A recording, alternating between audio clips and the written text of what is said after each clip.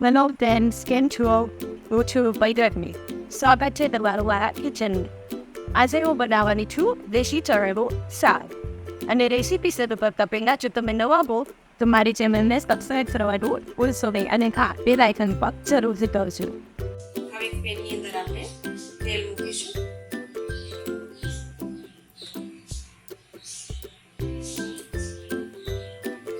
અત્યારે મેં 2 થી 2.5 ચમચી જેટલું આમાં તેલ લીધું છે. ઓછું વધારે તમે બી કરી શકો છો તમારી રીતે. હવે આપણું તેલ આવી ગયું છે. હવે આપણે એમાં ચપટી રાઈ, એક ચપટી જીરું, થોડા લીમડાના પાન અને હિંગ નાખીશું. વઘાર આવી જાય એટલે મેં આમાં એક નાનો મીડિયમ સાઈઝનો કાંદો અને એક નાનું ટામેટું જે મેં ચોપરમાં ચોપ કરી લીધું છે. પહેલા આપણે કાંદા અને ટામેટાને સાતળવાના છે. કાંદા અને ટામેટા સાતળાય ત્યારે જ આપણે એમાં 1/2 ચમચી જેટલું લસણ નાખી દેવાનું છે.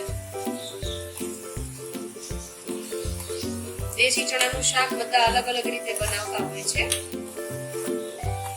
કોઈ એમ સાદું બનાવતા હોય છે, ગ્રેવી વાળું બી બને છે, અને આ રીતે કાંદા ટામેટા વાળું બી બને છે, અને ચણાનો લોટ નાખીને બનાવવું હોય તો એ બી બને છે. હું અત્યારે થોડું ગ્રેવી ટાઈપ બનાવું છું.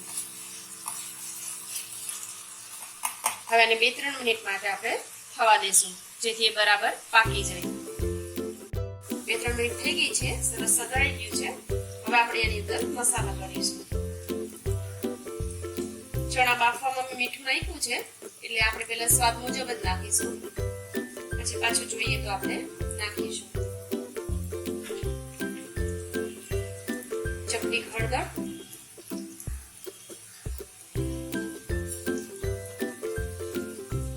1 ચમચી 1.5 ચમચી જેટલું મેં ધાણા જીરું નાખ્યું છે, અને 1 ચમચી જેટલું લાલ મરચું નાખ્યું છે. તીખું તમારા ઘરમાં જેવું ખવાતું હોય એ પ્રમાણે તમારે લાલ મરચું એડ કરવાનું છે. ગેસને થોડો ધીમો કરી દેશું જેથી મસાલા પડે નહીં, અને આને પહેલા પ્રોપર આપણે તેલમાં થોડા સાતળવાના છે.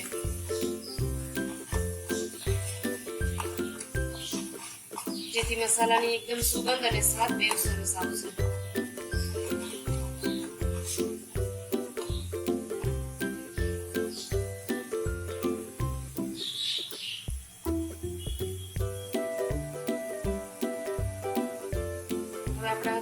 થોડું સતળાઈ જાય એટલે આપણે એની અંદર મેં જે બાફેલા ચણાનું પાણી રાખ્યું છે હું અત્યારે આમાં એ જ વાપરું છું.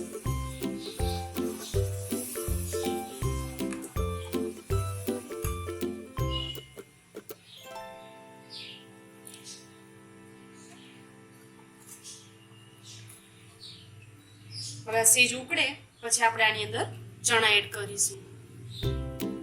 હવે આપણી ગ્રેવી સરસ ઉકળી ગઈ છે.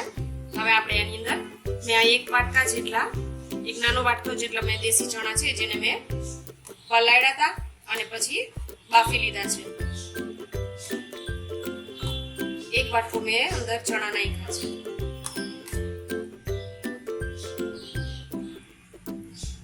આપણે બરાબર મિક્સ કરી દઈએ.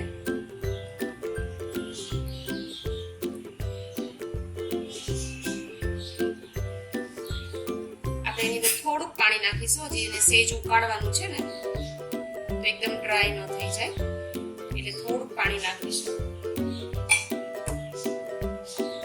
હવે આને ઢાંકી અને આપણે 5 થી 7 મિનિટ માટે થવા દેશું. 5 થી 7 મિનિટ થઈ ગઈ છે. તો હવે આપણે જોઈ લઈએ આપણું શાક થઈ ગયું છે. હવે આપણું આ શાક તૈયાર છે. ગેસ બંધ કરી દઈએ અને ઉપર આપણે થોડાક લીલા દાણા છાંટી દઈએ.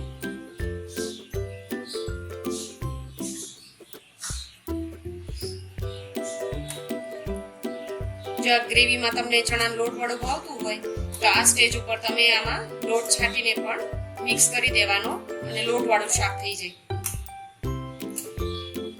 આપણું શાક તૈયાર છે. હવે આપણે એને સર્વ કરી લઈએ. તો તૈયાર છે આપણું આ દેશી ચણાનું શાક, જેને મેં રોટલી અને રાઈવાળા મરચાં સાથે સર્વ કર્યું છે. તો તમને મારી આ રેસીપી કેવી લાગી એ તમે મને કોમેન્ટ બોક્સમાં જરૂરથી જણાવજો. મારા વિડીયોને લાઈક કરજો, તમારા ગ્રુપમાં શેર કરજો અને હા, ચેનલને સબસ્ક્રાઇબ કરવાનું ભૂલશો નહીં.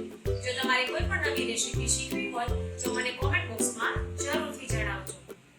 તો હવે આપણે ફરી મળીશું નવા વિડીયો